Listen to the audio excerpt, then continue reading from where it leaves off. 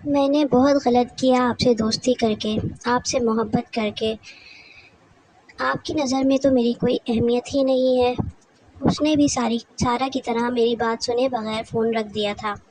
وہ اور سارا چاہتی تھیں کہ میں اسفن کو چھوڑ دوں، میں ان کی بات مان لوں، لیکن میں کیسے ان کی بات مان لوں؟ میں کیسے اپنی آنکھوں کی روشنی کو ختم کر دوں؟ وہ جس کی وجہ سے مجھے اپنے ہونے کا یقین آیا ہے، میں کیسے اس یقین کو گنوا دوں جس کے بارے میں سوچنے سے مجھے یوں لگتا ہے جیسے میرے ارد گرد تک سبزہ ہی سبزہ پھیل گیا ہے، اور میں ننگے پاؤں بیلے ڈانسر کی طرح اس سبزے پر رقص کرتی جا رہی ہوں، اور کسی ماضی کا کوئی حوالہ میری راہ میں پتھر بن کر نہیں آ رہا۔ میں اسفن کے بغیر نہیں رہ سکتی، اور جو یہ سکون سا میرے اندر ہے یہ بھی اس کی بدولت ہے۔ اب کوئی مشل مجھے بری نہیں لگتی، مجھے اس سے نفرت محسوس نہیں ہوتی، مجھے کسی سے بھی نفرت محسوس نہیں ہوتی، اور میں ایسے ہی رہنا چاہتی ہوں، سراپا محبت بن کر۔ اور یہ سب ہو سکتا ہے صرف ایک شخص کے میری زندگی میں شامل ہو جانے سے۔ میں سب کچھ پیچھے چھوڑ آئی ہوں۔ وہ کیچڑ سے بھری ہوئی لاش بھی اب مجھے رات کو ڈراتی نہیں ہے، نہ میرے رگوں پہ میں یہ خوف دوڑتا رہتا ہے کہ اگر کہیں جو کسی کو یہ پتہ چل گیا کہ میرا باپ کون تھا تو کیا ہوگا، لوگ میرے بارے میں کیا سوچیں گے، کیا کہیں گے۔ میرے سارے کمپلیکسز کو میں بہت پیچھے چھوڑ آئی ہوں۔ خود کو حوالوں کے دلدل سے نکالنے کے لیے میں نے بہت جدوجہد کی ہے۔ اب مہرین کو اپنی پہچان کے لیے کسی دوسرے نام کی ضرورت نہیں پڑتی۔ نہ نام و نسب کا کانٹا میرے پیر کو زخمی کرتا ہے، نہ عام شکل و صورت کا طوق مجھے وزنی لگتا ہے۔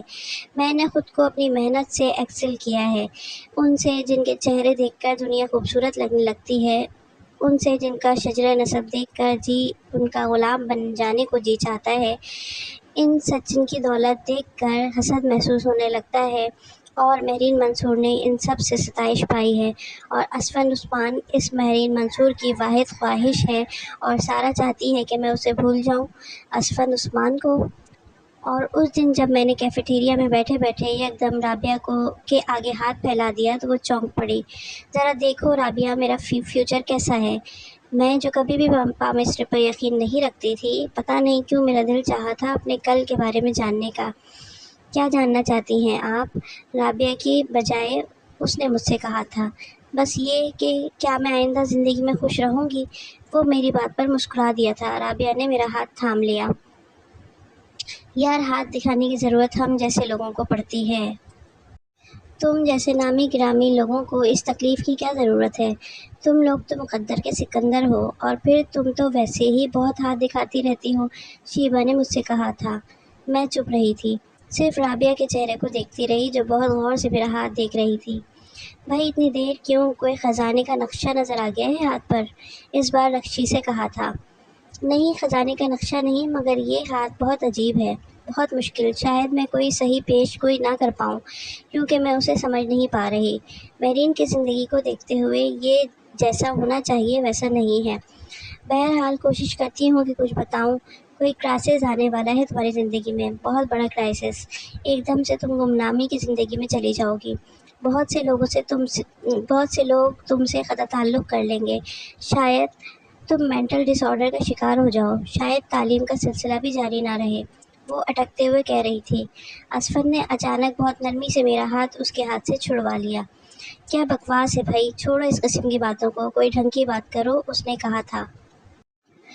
شاید سورج مشرق سے نکلنا بند کر دے، شاید تارے نظر آنا بند ہو جائیں، شاید ایک کے بجائے 5 چاند نظر آنے لگیں، یا شاید انسان سانس لیے بغیر زندہ رہنا شروع کر دے۔ آپ کے اگلے جملے یقیناً یہی ہونے چاہیے مس رابعہ قدیر، رخشی نے چپس کھاتے ہوئے کہا۔ ویسے بی بی یہ خاتون دوسروں کا مینٹل بیلنس خراب کرتی ہیں، اپنا نہیں۔ ویسے گمنامی میں جانے پر غور ہو سکتا ہے، اور تعلیم چھوڑنے پر بھی، کیونکہ ان دونوں کاموں سے تو ہمارا بہت بھلا ہوگا، 4 بندے ہمیں بھی جان لیں گے۔ سارا واضح طور پر رابعہ کا مذاق اڑا رہی تھی۔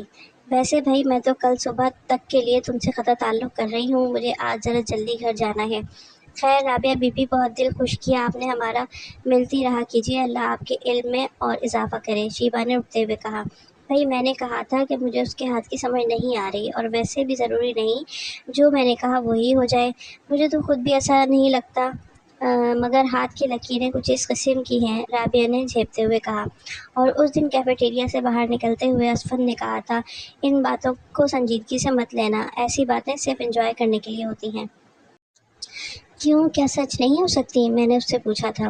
کم از کم تمہارے لیے نہیں میرین، تم لوگوں پر اس قدر مہربان، اتنی ڈاؤن ٹو ارتھ ہو کہ یہ چیزیں تمہارے لیے کبھی سچ نہیں ہو سکتی۔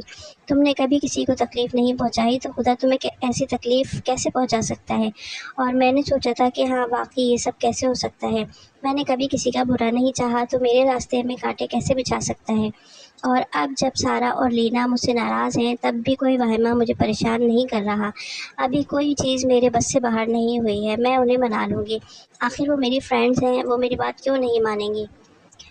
اور آج مجھے اسود علی سے منسوب کر دیا گیا ہے، اور اپنے بائیں ہاتھ کی تیسری انگلی میں پہنائی گئی انگوٹھی مجھے ایک ننھا سا سانپ لگ رہی ہے جو بار بار مجھے ڈس رہا ہے، اور میں اسے جھٹک نہیں سکتی، میں کچھ بھی نہیں کر سکتی۔ اور اسفند عثمان جو 2 دن پہلے تک مجھے روکنے کی کوشش کرتا رہا، آج اس نے مجھے فون پر کہا تھا، جب تمہاری کزن مشل مجھے خبردار کرنے آیا کرتی تھی تو میں اسے بیوقوف سمجھتا تھا، میں سوچتا تھا وہ حسد کا شکار ہے، مگر اب مجھے احساس ہوا ہے کہ ایسا نہیں تھا، وہ سچ کہتی تھی۔ تم ایک فراڈ لڑکی ہو، ایک سیلفش لڑکی ہو، اور میں جو پچھلے 2 سال سے اس ایلیوژن کا شکار تھا کہ میں جس سے محبت کرتا ہوں وہ سب سے منفرد، سب سے مختلف لڑکی ہے۔ وہ جھوٹ نہیں بولتی تھی، وہ دھوکہ نہیں دیتی، مگر تم میرین منصور، تم تو شاید جھوٹ کے علاوہ کچھ بولتی ہی نہیں ہو، اور میں کتنے بڑے فریب کا شکار رہا ہوں، مجھے یقین نہیں آ رہا کہ یہ سب میرے ساتھ تم نے کیا ہے۔ میں نے فون بند کر دیا تھا، اس سے زیادہ مجھے کیا سننا تھا، اور میرا دل چاہا تھا میں اس سے کہوں، میں نے تمہیں دھوکہ نہیں دیا، یہ کام اگر مجھے آ جاتا تو میں ہمیشہ خوش رہتی، اور میں جسے یہ گمان تھا کہ میں سب کچھ کر سکتی ہوں، جو یہ سمجھتی تھی کہ پوری دنیا میرے ہاتھ میں ہے، غلط تھی۔ میں نے آج بھی وہی کیا تھا جو میں نے 17 سال پہلے اپنے باپ کی لاش دیکھنے پر کیا تھا، تب میں بیڈ کے نیچے چھپ گئی تھی، اور اب میں نے ہتھیار ڈال دیے تھے۔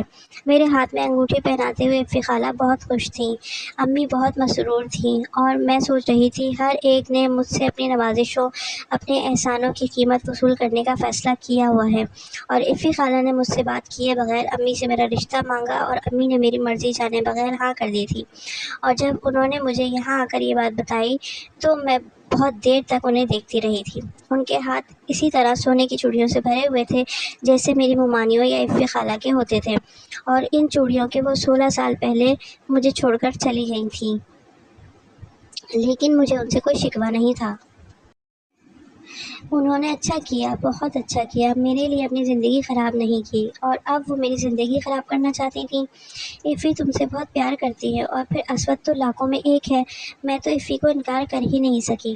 اس نے اتنے پیار سے تمہارا رشتہ مانگا ہے، میں نے اسے کہا کہ تم سمجھو مہرو تمہاری بیٹی ہے، جب چاہو اسے بیاہ کر لے جاؤ۔ انہوں نے مجھے بتایا تھا، میرے حلق میں بہت سے کانٹے ہو گئے تھے۔ میں نے افی کو کہا ہے جب میرے کو تمہیں انگوٹھی پہنانے آ جائے، ٹھیک ہے نا؟ ہاں ٹھیک ہے۔ وہ میرا ماتھا چوم کر کمرے سے نکل گئی تھی، اور اسفند ایک پل میں میری زندگی سے نکل گیا تھا، اور مجھے لگا تھا جیسے کوئی میرا گلا گھونٹ رہا ہے، جیسے کسی نے میرے پیروں کے نیچے سے زمین کھینچ لی، میں جیسے خلا میں معلق تھی۔ میں نے تو کبھی کسی کے لیے بد دعا نہیں کی، پھر مجھے کس کی بد دعا لگ گئی تھی؟ اور وہ اسود علی جسے میرے کردار پر شبہ ہے، جسے میرے رویے سے بہت سی شکایات ہیں، اب وہ مجھ سے شادی کر رہا ہے، اور وہ کیا چاہتا ہے میں نہیں جانتی، اور میں جانتی بھی کیا ہوں۔ میں جو سوچتی تھی میری زندگی میں اسود عثمان نہیں رہے گا تو کچھ بھی نہیں رہے گا، تو اب کیا میں ختم ہو جاؤں گی؟ اور کیا رابعہ کی ہر پیشن گوئی ثابت ہوتی رہے گی؟